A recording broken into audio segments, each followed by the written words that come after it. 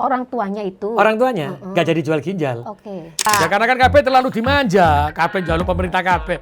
Ya gak Pancasila. Lah infrastruktur sampean bangun, SDM-nya gak siap, terus apa? Mau dibayar pemerintah? 15 juta, gak izin tak?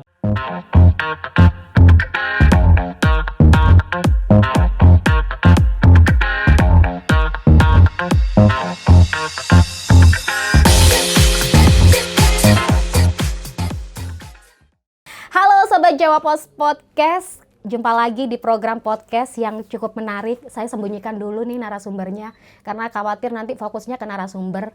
Beliau orang keren di Surabaya, yang kita ketahui Surabaya adalah ibu kota provinsi Jawa Timur. Jadi pasti KB uang gak Surabaya tok sak provinsi Jawa Timur. Saya nggak kenal sosok orang ini, ya rugi. Tadi aja saya waktu nyusul, wah ternyata fansnya banyak sekali. Kita ngobrolnya itu nggak ngobrol begitu serius nih. Tapi kita gibah ala mak-mak Surabaya, tapi memberikan solusi. Kita mengajak mak-mak ini bagaimana memberikan edukasi. Ini cocok sama narasumber kita yang selalu memprioritaskan para ibu-ibu supaya mereka itu derajatnya lebih tinggi lagi dengan memberikan kegiatan. Apalagi ibu-ibu ini banyak sekali sebenarnya inovasinya, nggak hanya sebagai ibu rumah tangga yang ada di dapur. Wes Kak Sesuai, kita sapa. Tolong nanti Pak Editor ya, jangan dikeluarin dulu sebelum saya ada clue-nya. Selamat pagi, semangat pagi Pak Eri. Semangat pagi Mbak Feni. Pak Eri, saya manggilnya Cak atau Pak ya? Cak Eri. Cak Eri. Cak Eri, ya karena Caknya Surabaya, saya jebingnya Madura. Tapi ini gak diakoni Pak. Jebing. Pak Eri, Cak Eri, salam sehat. Alhamdulillah, sehat Mbak. Ini sudah periode kedua, ternyata sudah lama sekali kita tidak berjumpa ya Pak. Besok sering-sering kesini ya Pak ya. Podcast lah Pak. Tipis-tipis podcast. Setengah jam aja loh Kak Sesuai. Pak Eri, permisi. Ini ngomong kota Surabaya. Surabaya sebagai ibu kota provinsi Jawa Timur. Yang notabene sebagai jantungnya sak Jawa Timur Pak. Ya. Sentralnya ini ada di wilayah kepemimpinannya jenengan semua, banyak nih, termasuk ekonomi apapun itu pasti kiblatnya di Surabaya. Apalagi Surabaya Raya, wah tambah lagi nih Pak ya. Kayaknya tambah apa ya apa Pak? Surabaya Raya ya digawe abot, kan gitu Pak ya? Iya digawe enteng ya enteng. Digawe enteng joinan sama bupati-bupati, ya iso enteng. Tapi gitu. lebih asik nggak sih Pak? Jangan serius-serius ngomong ya Pak. Asik lah, kalau sama teman-teman bupati asik lah. Tapi ya memang kita mengatur ya, bagaimana ritmenya, karena kan Surabaya itu kalau ketemu konco-konco, coba terbanter Pak, aku guru nututi. Karena kan kita lagi bangun jalan yang mulai di versi Gunung Sari, itu kan sampai ketemu di Jembatan Raci. Setelah itu sudah ketemu Gresik. Tahun ini insya Allah maksimal di tahun depan, tapi di tahun-tahun awal sudah sampai Raci.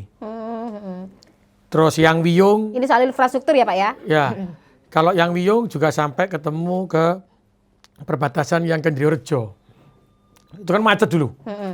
Di Wiyung. Saya semari tuh, sampai sudah lewat. Siapa yang rumahnya Wiyung? Nah, lancar ya, lancar. Lancar tengah-tengah, nanti aku sampai ke daerah Lida yang arah Kendrirejo. Kalau di versi Gunung Sari, Banyurip, sampai ke jembatan Raci. Berarti lebih koordinasinya lebih enak ya Pak ya? Sering ngopi berarti? Nah, ngopi bareng. Nah, nanti kita sebenarnya dengan begitu itu, kita lihat nanti bagaimana transportasi umumnya. Kalau sudah terkonek satu dengan yang lain. Contoh, itu juga harus diatur ya. Seperti Mer itu konek ke Pondok Chandra. Itu tambah macet wongnya. Karena kan ngelos masuk. Nah ini nanti penataan ke depannya seperti apa. Maka kita akan buka jalan lagi. Yang lainnya, saya kemarin minta masukan warga Surabaya, minta masukan tenaga ahli yang terkait transportasi. Ya boleh Surabaya dikai RP, bayar. Terus setelah itu ada ganjil genap. Ya silakan, tapi harus ada jalur alternatif jikalau jalan-jalan utama ini diberikan contohnya seperti ERP dan ganjil genap. Sehingga orang bisa lewat jalan alternatif tetap ke tujuan yang sama. Oke, tetap lebih terstruktur, lebih nantinya akan lebih rapi, lebih enak dipandang mata ya Pak ya. Dan itu pun juga akan sangat membantu kawan-kawan di Sub dan juga lalu lintas ya Pak. Betul, jadi transportasi umum ini kan penting. Tapi kan kalau transportasi umum ini rada-rada kecantol ini dalannya cilik, nah itu kan jadi susah. Maka nanti kita atur.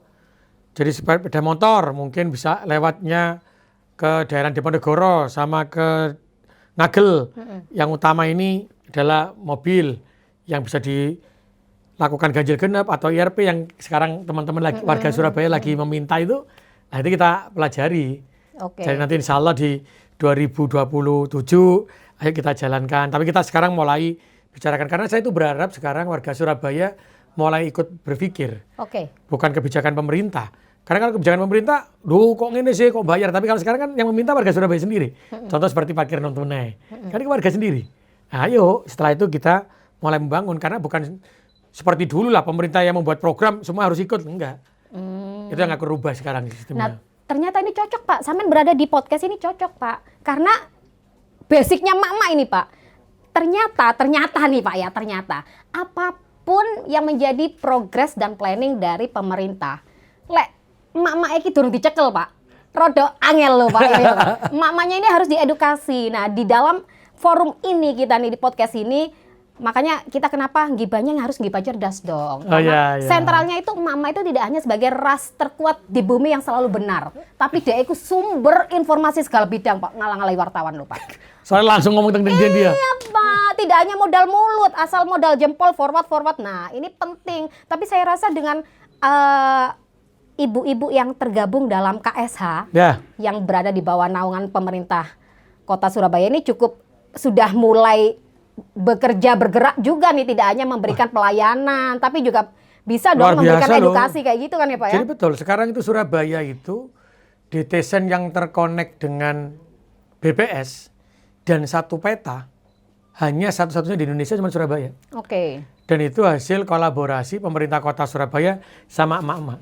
Nah, karena mak kader Surabaya hebat loh. Kalau saya daftar bisa nggak ya? Karena mama gak iso dadi tuh. Bener Pak. Detesan karena dadi gitu. Nah, tinggal kitanya aja memberikan edukasi itu benar. Sumber penyebaran hoax itu emak-emak. Sumber pelanggaran lalu lintas emak-emak. Kaum saya, emak-emak. Apapun yang positif, apapun yang negatif itu sumbernya dari emak-emak. Tinggal kitanya memberikan edukasi. Kalau kemarin saya sama Kominfo gini Pak pesannya, ya udahlah kalau emak-emak semakin cerdas, kalau merasa itu tidak yakin, yuk kita lebih cantik, lebih elegan, walaupun hanya cuma bermodalkan daster di rumah ya. Lek pancene gak yakin, wis gak usah melok menyebar dosa kalau nggak bener. Ternyata bener, iya Pak, betul. Lanjut Pak, soal emak-emak ini tadi banyak sebenarnya kalau saya melihat di kampung-kampung ini Pak, sudah banyak ibu-ibu yang sudah begitu proaktif, lebih sibuk turut memberikan pelayanan kepada masyarakat. Bahkan kalau saya lihat itu mereka itu ayo imunisasi, ayo begini. Nah ini berkat kayaknya salah satu programnya Pak Eri waktu di periode pertama kampanyenya seperti itu ya Pak. Gimana Pak kelanjutannya? Apakah ini nanti berpengaruh nggak untuk kelanjutan? Ini kan sudah periode kedua nih Pak. Dengan kebijakan-kebijakan Pak Presiden Prabowo ada efisiensi, pengaruh nggak sih Pak sebenarnya Pak? Kalau efisiensi sebenarnya kemampuan kita meningkatkan PAD kita ya. Kalau saya berpikirnya gini loh, efisiensi. Karena kita Surabaya memang dipotong ya sekitar 760 miliar. 760 miliar. Tapi itu kan digunakan untuk kepentingan nasional yang lebih dibutuhkan oleh nasional, oleh pemerintah pusat seperti apa. Sekarang tinggal kita yang di daerah janganlah mengeluh. Tapi bagaimana kita bisa meningkatkan PAD? Bagaimana kita bisa menggerakkan warga kita untuk saling tolong-menolong dan gotong royong. Itu sebenarnya. Makanya tadi kita lanjutan yang tadi Mbak Feni bilang emak-emak tadi. Akhirnya nih Surabaya itu bisa punya data dalam satu RW itu ada berapa rumah, dalam satu rumah itu berapa jiwa, yang nganggur berapa, yang nggak sekolah berapa, dapat semua. Itu data dari emak-emak. Apa maksud saya? Maka di situ kita bisa lihat, oh ternyata yang mampu sejahtera sekian, yang prasejahtera sekian. Disitulah kita bisa menjalankan Pancasila.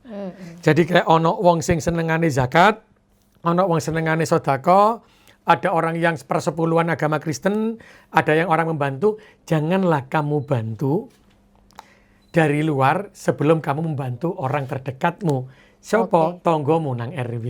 Nah, nanti ini kita dari data ini Mbak, kita sudah punya Kampung Pancasila kemarin, maka Kampung Pancasila sekarang kita akan bergerak bersama, yang kita sudah mulai tahun 2025, kita akan deklarasinya hari ini. Jadi mulai besok Selasa, Rebo itu kita akan sampaikan kepada masyarakat, karena kemarin sudah bertemu dengan RW ya. Jadi kita punya kekuatan itu. Jadi efisiensi itu dengan program pengurangan nggak akan jadi masalah. Karena pembangunan itu sebenarnya dilakukan oleh masyarakat. Contoh ini. Contoh. Asing akeh contohnya gak apa-apa. BPJS, PBI. Oke, ya lagi rame iki viral ini ya kan. Lek nang Surabaya, lek ono sing begitu, ya tetap tak bantu dengan catatan. Saya memang sampaikan harus masuk desil sampai dengan desil 7. Oke. Tapi yang 8, 9, 10, yo awakmu tulung-tulungan. Kan ini sebenarnya sudah saya lakukan di periode pertama. Eling yang sampean aku waktu ngomong nang DPR. Pak ojo dibuka nemen-nemen lho Pak, gak ada ngerti kabeh. Aku sering melok sampean Pak. Nang aku nang paripurna aku ngomong rek, sing duwe rezeki, sing duwe 50.000, bantu 50.000. Sing 20.000, bantu 20.000. Sing iso 100.000, bantu 100.000. Menene metu berita. Wali kota Surabaya njaluk iuran. Tapi hari ini kita diberikan contoh oleh Presiden. Iya benar-benar. PBI-nya kalau yang mampu ya bayaro. Oke. Berarti apa? Yang saya lakukan kemarin yang banyak yang ngomong, wah wali Yang kota kemarin nih, dihujat. ya, akhirnya apa? Dijalankan. Karena sejatinya Pancasila dan agama itu yang menjalankan seperti itu. Nah, betul. Tapi saya aku enak. Ono contoh nih, lu Presiden Podoto karo aku biyen. Jadi berasa bangga gitu ya Pak ya, menjadi bangga. kiblat ya Pak ya. Jadi saya awak dhewe lek ditakoki sekarang sama. Presiden yang dilakukan presiden, maka kita harus kuatkan apa yang digambarkan presiden, dipinginkan presiden, kita laksanakan di Surabaya. Dan Surabaya sudah terbiasa dengan yang kemarin kan. Meskipun awak dia dujat-dujat lah. Iya, walaupun sering ya kadang gitu Pak. Ya karena kan kabeh terlalu dimanja, kabeh njaluk pemerintah kabeh.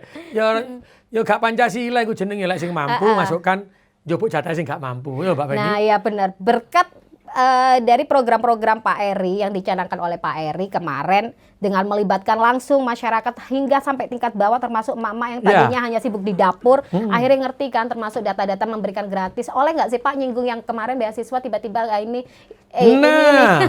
boleh nggak sih disinggung? Tapi memang masyarakat pengen tahu klarifikasi sesungguhnya seperti apa. Sebenarnya kan ada positif dan negatif ya Pak. Ya. Positifnya kapok soge njaluk sumbangan. Cangkeme mamak lho Pak. Ya. Kapok kon. Iki kene sing asli gak mampu gak oleh sumbangan. Nah, monggo Pak Jadi Eri. intinya gini. Di dalam Perwali tahun 2022 itu munine ngene, Pak. Sing entuk beasiswa itu adalah anak yang berprestasi. Dengan IPK 3. Anak yang berprestasi dengan IPK 3 dan di perguruan tinggi negeri. Ya. Berarti kalau berprestasi dengan IPK 3, prestasi itu berarti anaknya kudu mlebu perguruan tinggi. Prestasinya apa? 1, dia masuk SNBT atau eligible rapot.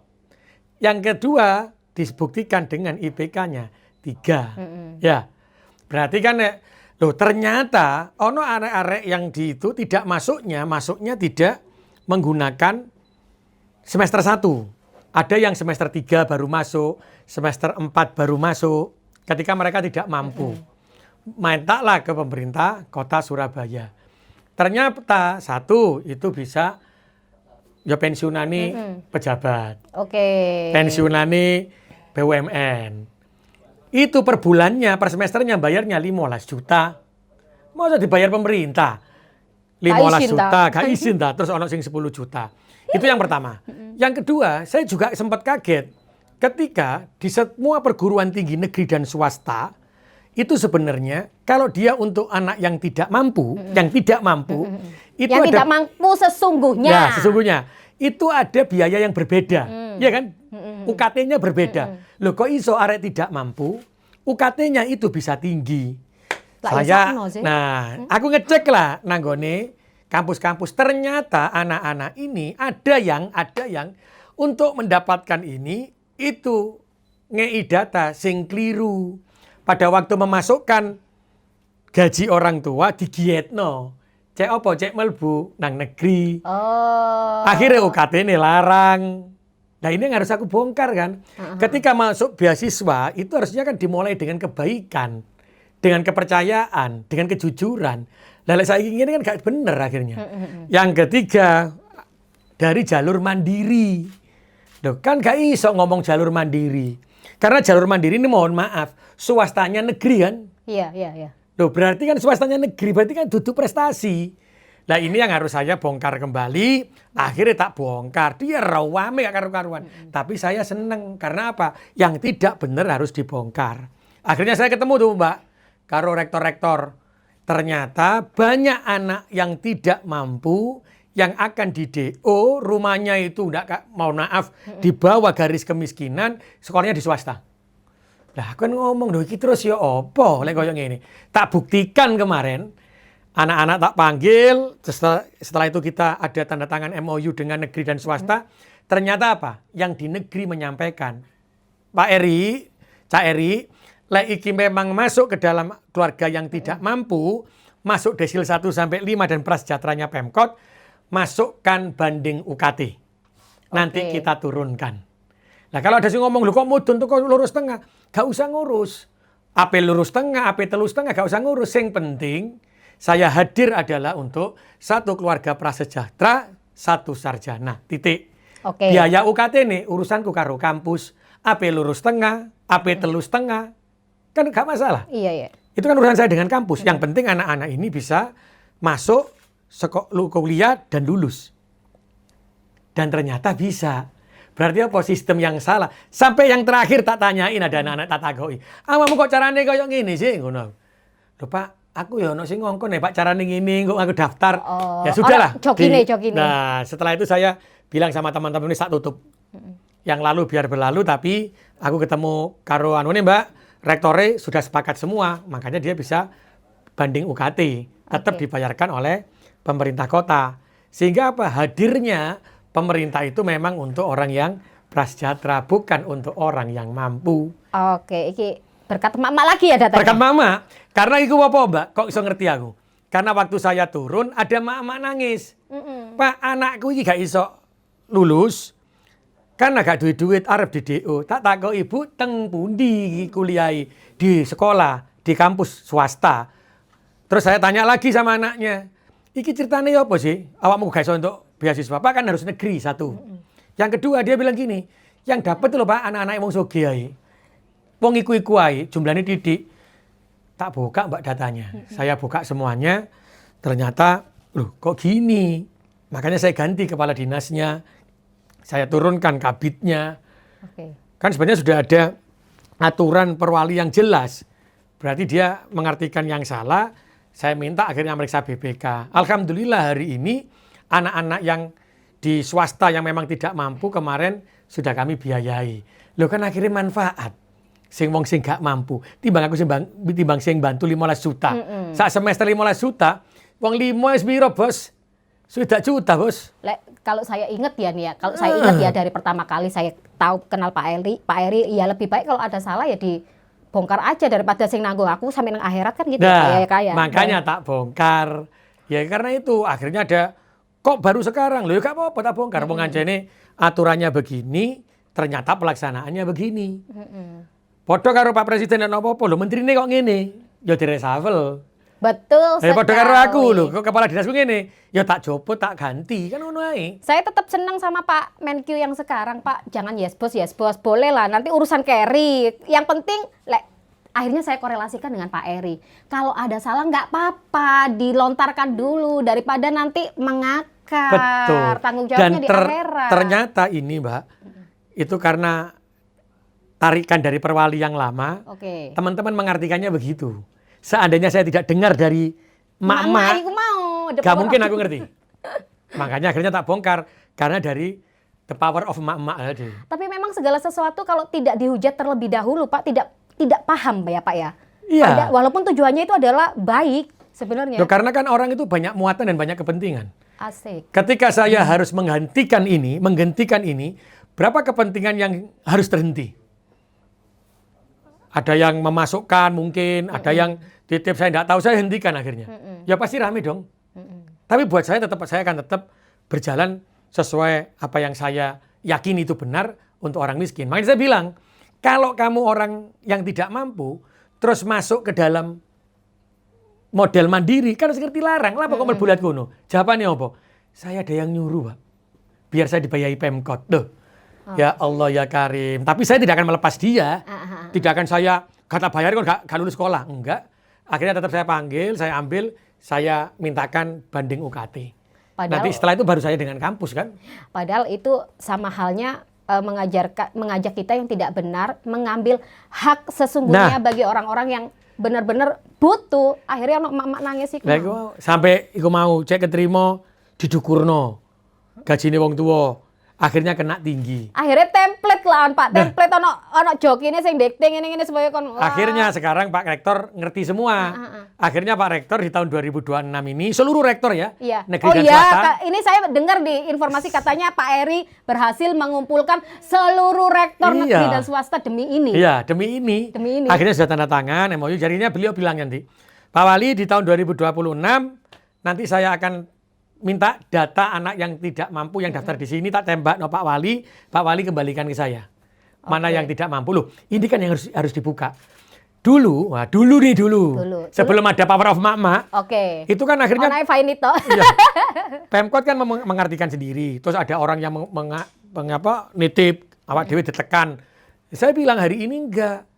Berarti apa? Yang semula tidak pernah ada kontak dengan para rektor, hari ini terkontak dengan para rektor negeri dan swasta. Berarti apa? Tujuan saya untuk menjadikan satu keluarga prasejahtera, satu sarjana bisa terwujud. Dan itu untuk pertama kalinya ya Pak? Pertama kalinya. Satu sarjana, satu ini. Dan itu di programnya Pak Eri memang, ya kan? Saya kepingin itulah, saya menyiapkan SDM lah. SDM ku penting Pak. Betul infrastruktur sampean bangun, SDM-nya gak siap, terus apa? Masa kita harus meninggalkan kota Surabaya, DKI dalan, dipakani dalan, dipakani gedung, tapi gak dipakani ilmu. Nah, itu lagi Pak, the power of emak-emak. Ibu cerdas, anak hebat. Lagi-lagi kalau ibu gak FOMO like zamannya anak sekarang. FOMO like gak zaman anak sekarang kan bilangnya FOMO. Like ibu gak melok-melokan like bahasa di perkumpulan paguyuban emak-emak nang kampung. Wis ora usah melok-melok, kan eman tuh. Kalau ibu cerdas, anaknya nanti hebat. Ya kan, gak apa-apa tuh walaupun gak melok-melok tanggane ngono.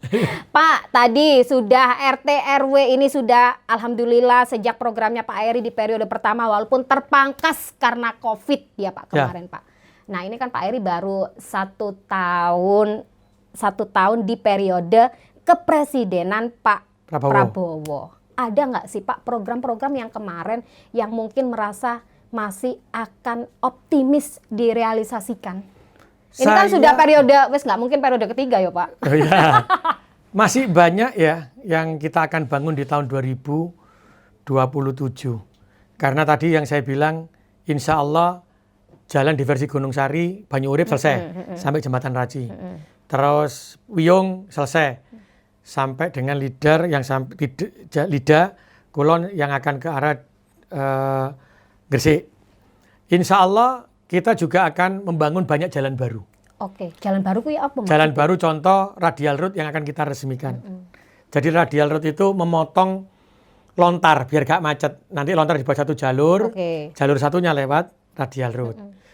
Terus yang kedua, kita akan membuka jalur yang menuju dari Sukolilo ke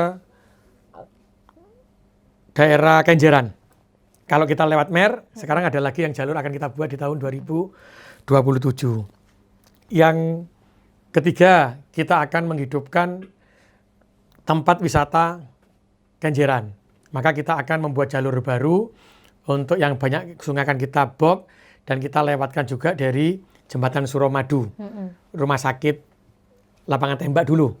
Nah, itu kan kita sudah buat jalan baru tembus, JLLB sudah jadi nih, nanti kita buka semuanya. Jadi masuk ke Progres 2027 ya? Kalau ini sudah 2026.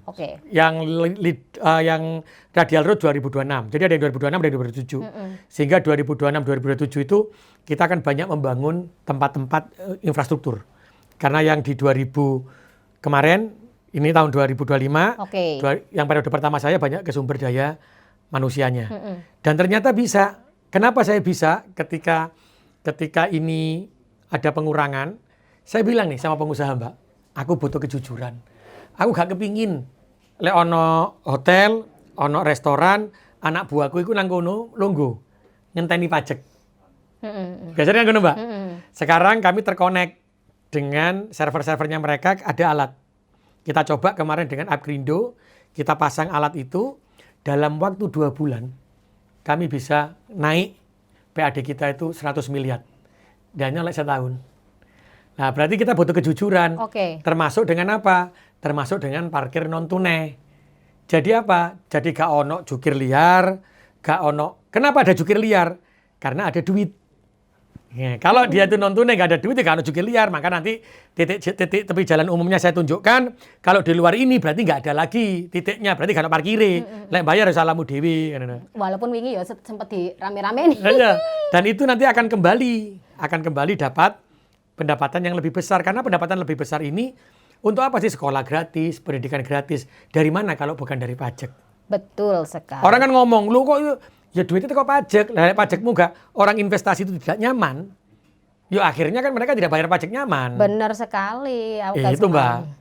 Pak, sudah tadi dibocorin sedikit infrastruktur. Ojo serius-serius, Pak. Iki pemirsa nek emak-emak lho, Iya. Lumayan aja numpak sepeda motor aja enak, gak macet. Mari ngene ambek Polda iki, Pak. Ya apa carane emak-emak ini tidak menjadi ras terkuat yang selalu benar rating kiri, belok kanan, Mas ya bapak-bapak yo saiki yo. Modal, Pak. Karena nular, Pak. Ya. Nular.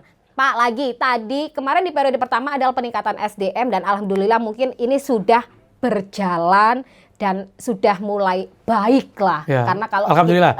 Kita lihat di lapangan, apalagi Bu Rini juga wah begitu energik aktifnya ngajak ibu-ibu ya kan. Ya. Itu sebagai gebrakan loh, Pak. Aku meneh tak daftar nang ibu TK. Oke, terus Pak, soal kesejahteraan masyarakat tadi sempat dibocori soal pendidikan kemarin yang rame. Sudah ada jawaban dari Pak Eri. Soal kesehatan ini, Pak, tadi sempat disinggung. Sekarang tuh lagi rame soal PBI. Ya kan, yang tiba-tiba data di nonaktif. Ada nggak sih Pak sebenarnya kebijakan non dari pemerintah pusat yang sebenarnya sudah disiapkan oleh pemerintah Kota Surabaya? Kalau nggak salah dalam kampanye dulu juga Pak Eri juga prioritaskan kesehatan. UHC itu apa kabar? Sudah selesai kita, udah lama. Makanya di Surabaya cukup dengan KTP. Tapi diingat Mbak ya, PBI yang dibayar pemerintah itu ada satu yang mandiri. Dicatat ya, ini dicatat ya, Satu mandiri. Yang kedua yang dibayarkan oleh perusahaan-perusahaan. Yang ketiga dibayarkan oleh pemerintah. Sehingga bisalah tercapai UHC. Maka di sini dibutuhkan lagi kejujuran. Kalau itu yang perusahaan, yo bayar rono anak buahmu lewat lewat BPJS dari perusahaan. Jangan punya perusahaan tapi nggak bayari BPJS. Kurang ajar. Nah, kita tahu beri. Nah, yang kedua yang mandiri. Yang mandiri itu apa? Yang sejahtera, yang dia masuk desil 8 sampai desil 10. Nah, berarti sih dibayari pemerintah ini siapa? Desil 1 sampai desil 7. Ini dibayari KP pemerintah. Nah, janganlah nanti yang saya bilang akhirnya yang mandiri tadi ngomong, ya wis lah, aku tak melok pemerintahi. Loh ya rada nyenyek pemerintah. Lah inilah yang saya bilang, janganlah mengambil haknya orang yang tidak mampu.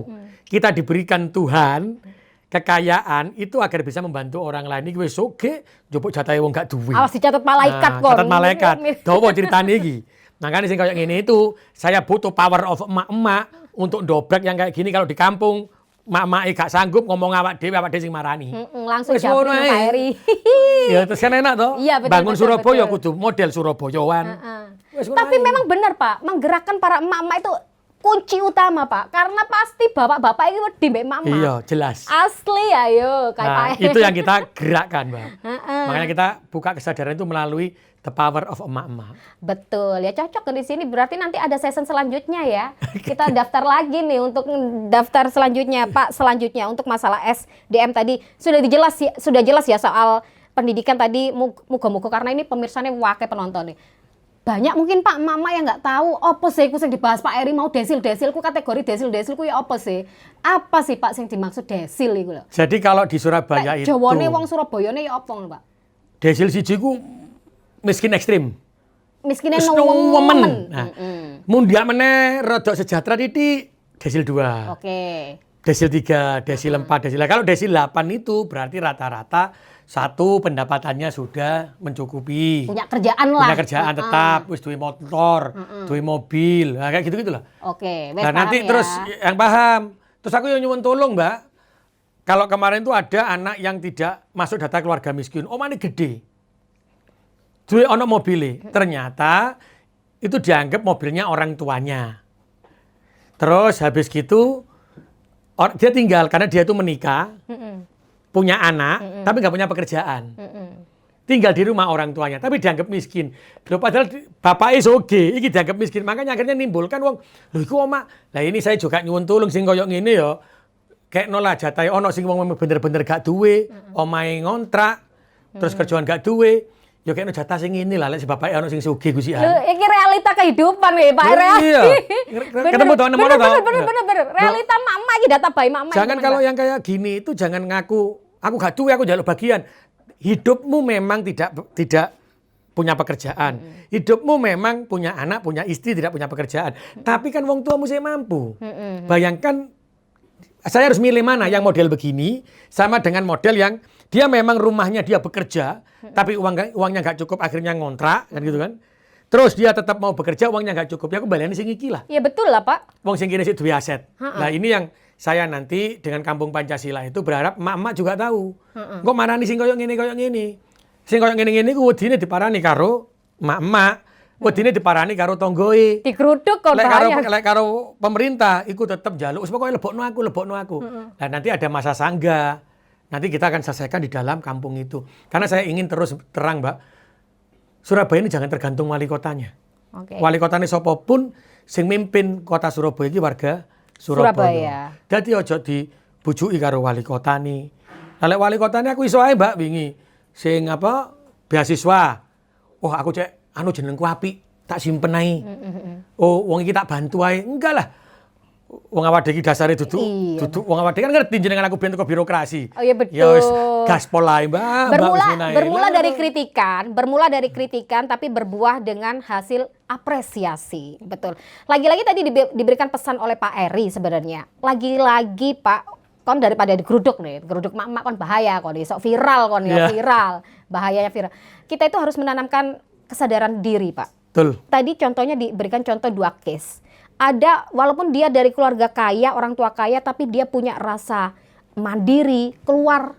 Iya. Pak Eri tadi mencontohkan, keluar walaupun backgroundnya di sana kaya, tapi dia sudah mau berusaha tanggung jawab sendiri dengan kondisi itu jauh lebih dihargai lah, lebih bertanggung jawab daripada sudah nebeng, nggak kerja nebeng ya apa, kan nanti yang disurvei rumahnya. Ya. Nah, ketika ditempeli keluarga miskin orang gelem. Orang gelem, kok sing disalahkan Pak Eri ya apa? Oleh ditempeli keluarga miskin.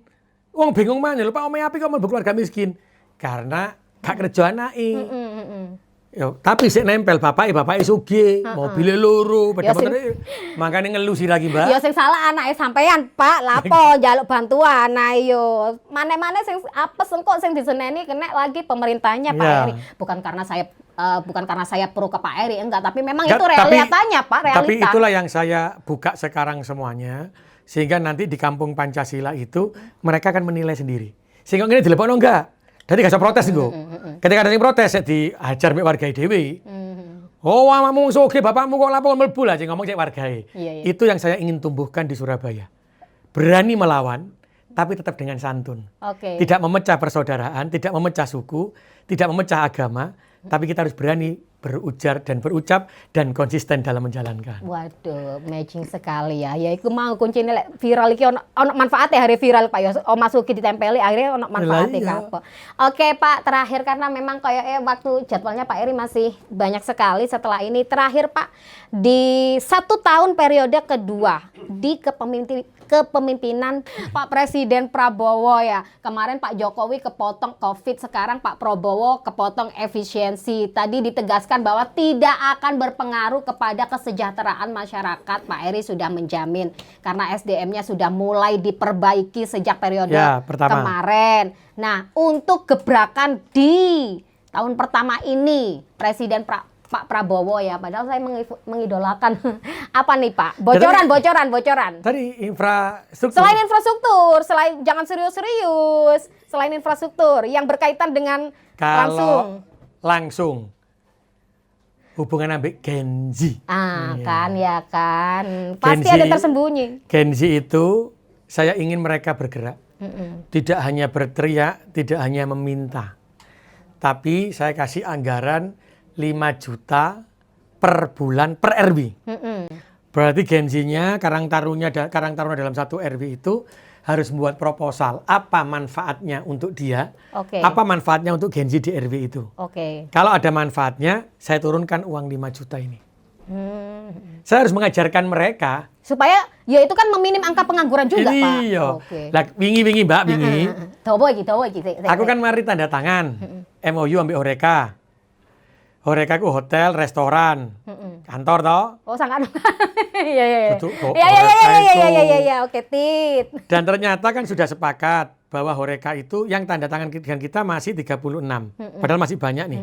36 itu sampai terus berlanjut. 36 ini sudah menghasilkan dalam 1 bulan itu sekian ton untuk daging ayam.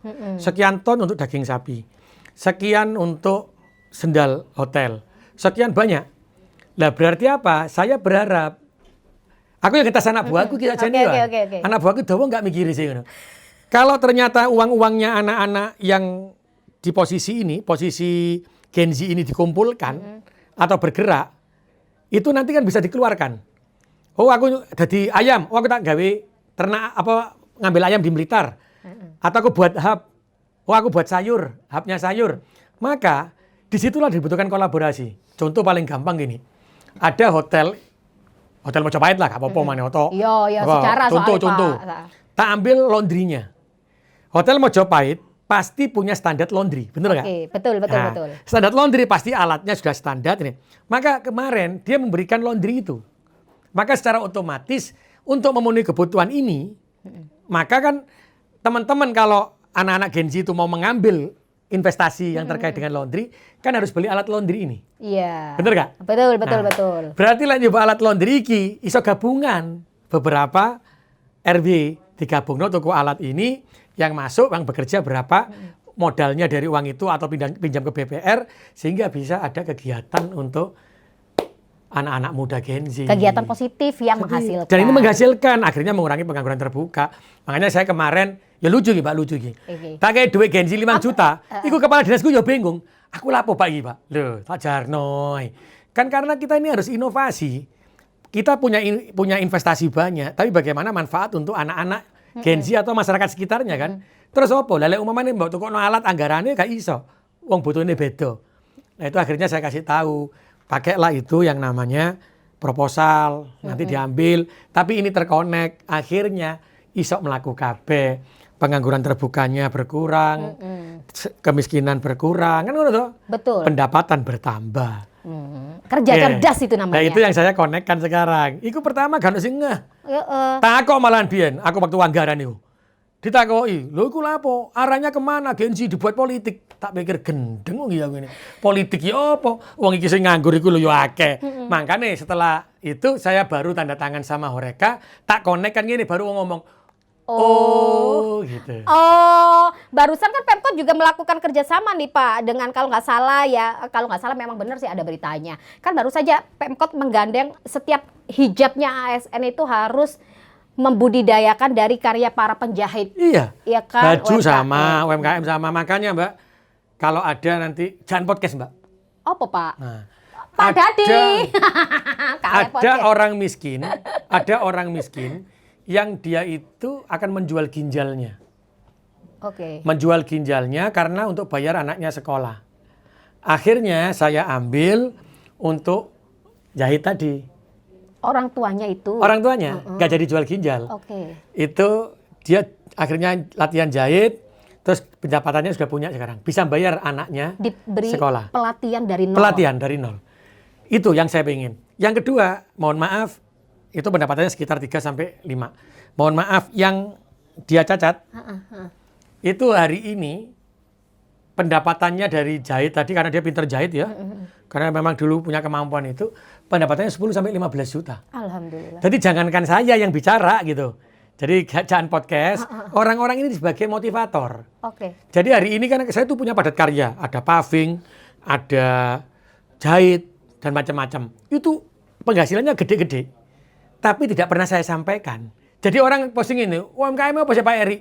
Loh, karena aku ngomong Mbak Ketbian, aku nggak seneng untuk menampilkan pekerjaan yang memang itu tanggung jawab saya dengan Tuhan Yang gitu loh. penting hasilnya. Nah, kok ditakoi pemerintah kota ngapain ini? Lah nanti maksudku orang-orang dua ini Mbak dan beberapa orang itu sudah saya jadikan mentor. Lah maksudku lah iso dijadikan podcast di sini, maka untuk orang-orang yang hari ini prasejahtera, ya ojo ngene terus. Saya sudah punya idenya nih Pak Wesan, Pak. Jadi dia iki contohnya iki lho, wong sing prasejahtera mau jual ginjal karena dia mau bekerja, dia hidupnya sekarang naik. Dengan keterbatasan tanpa harus begini. Betul. Tetap Mereka mampu kok. Mereka bisa kok. Kenapa yang hari ini muda-muda njaluk PKH, njaluk pemerintah?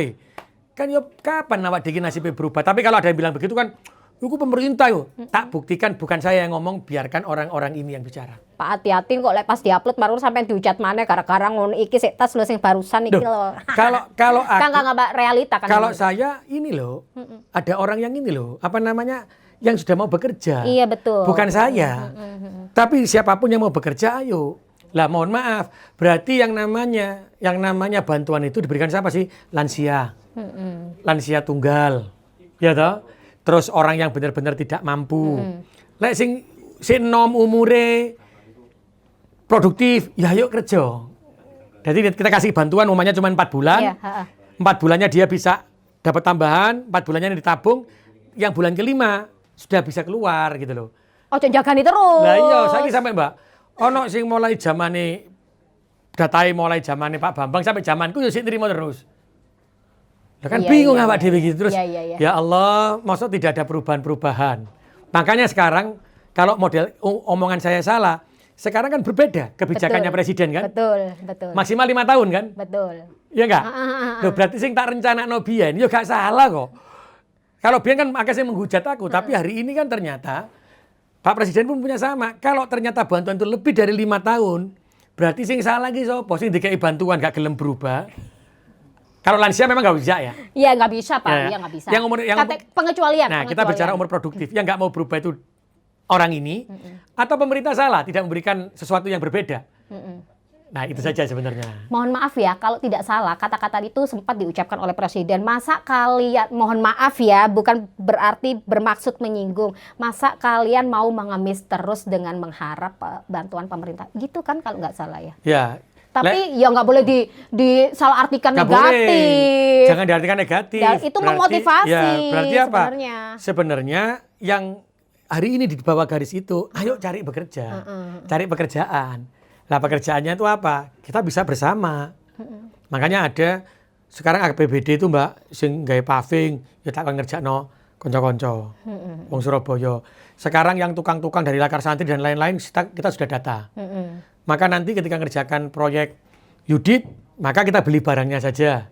Yang ngerjakan orang Surabaya yang tukang. Oke. Loh kan itu enak toh urip. Iya, kalau ngerti datanya kan juga enak. Ini kan contohnya pemerintah Kota Surabaya dalam arti ada batasan yang memberikan bantuan, tapi juga memberikan solusi lapangan pekerjaan. Betul. Dan ini semoga pemerintah tidak hanya di pemerintah Kota Surabaya, tapi di lainnya walaupun pusat jangan memberikan, ya mohon maaf loh Pak, ini cangkeme emak-emak kon nyelatu ngei bantuan dibatasi, tapi lapangan pekerjaan minim. Nah gimana kan itu juga kadang memaksakan kita sendiri. Nah tadi Surabaya sudah memberikan contoh lapangan pekerjaan dengan mengajak warga-warga lebih kreatif, inovatif, melibatkan itu tadi. Semoga jadi contoh lagi nanti ya, Pak. Moga-moga seperti itu Mbak, karena kalau kita ini kota metropolitan pasti banyak hotel, pasti banyak restoran. Tapi hotel dan restorannya kelas, bintangnya bintang 5, bintang 4. Maka kalau kita ingin mensuplai investasi ini, otomatis ada standarnya. Lah awak dhewe pokoknya aku kerja hasilnya ngene, gelem gak gelem jupuk yo nyenyek. Lah berarti kan kita harus menaikkan kemampuan kita. Betul. Lah menaikkan kemampuan itu apa? Pemerintah kota ada yang di depan hari ini yang saya tanda tangan untuk menyambungkan ini, dan pemerintah kota juga memberikan pelatihan ngei alat cek isa memenuhi standarnya ini. Oke. Lah sing isih metu yo ditinggal ae. Iya toh? Pak Iki boleh lanjut mana? Saya tema mana? Gak apa-apa ya, gak apa-apa. Terakhir asli terakhir. Ini saya sebagai gen milenial sangat rada bangga dengan melihat saya selalu ketika ketemu Pak Eri itu selalu, Pak, ternyata kita punya street food nih yang paling keren, yang paling menjadi ikon Jalan Tunjungan. Itu wes sudah menjadi ikon yang menurut saya sudah banyak dikenal, Pak. Memang sekarang tatanannya jauh lebih bagus.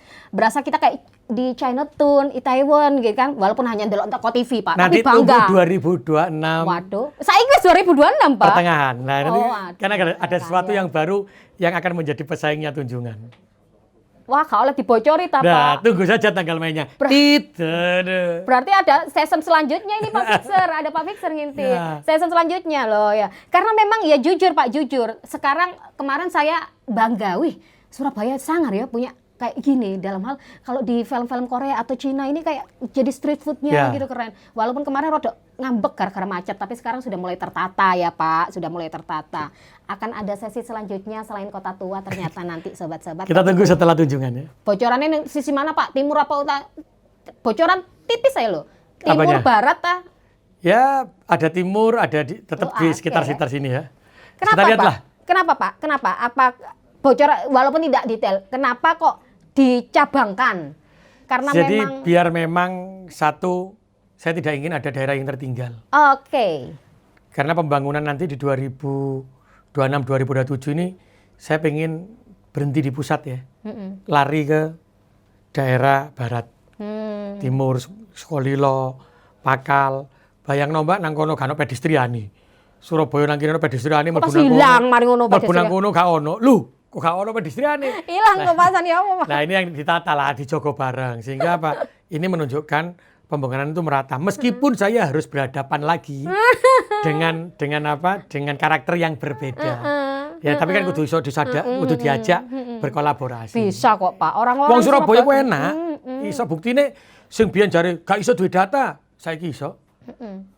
Mama sing biyen anu ya iso gerak kabeh. Iya betul. Butuh translator Madura saya siap loh Pak. Ada pesan lagi mungkin Pak sebelum kita tutup di episode ini? Saya pengen satu untuk seluruh warga Surabaya yang menentukan nasib kota ini adalah jenengan. Oke. Wali kota itu tidak ada artinya. Makanya saya bilang gak butuh wali kota Surabaya ini. Karena banyak orang yang mau membantu yaitu wali kota. Berarti apa? Kita satukan orang-orang wali kota yang ada bersatu, akhirnya bisa membantu yang membutuhkan. Disitulah akan terjadi kebahagiaan di kota itu.